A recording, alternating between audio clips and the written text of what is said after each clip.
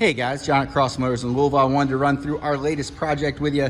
This is an 05 LJ Rubicon with only 35,000 original miles.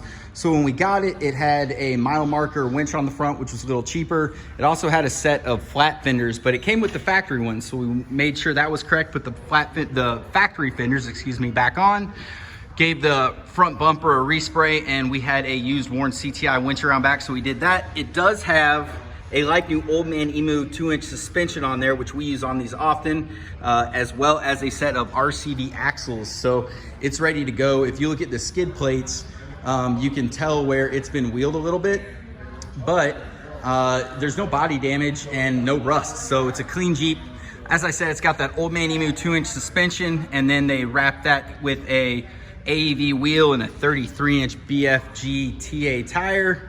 Got a Poison Spider rock rail on there. It also didn't have a sway bar in the rear for articulation purposes, because like I said, I believe it was someone's wheeling Jeep. So we just happened to have a full sway bar, so we put that on as well. It drives fantastic with that suspension, and a full tire carrier mounted to a steel rear bumper. So cool little Jeep, really low miles, in great shape. They don't get a whole lot cooler than this one. So for any other questions, give us a call anytime, 502-459-9900. We'll talk to you guys next time.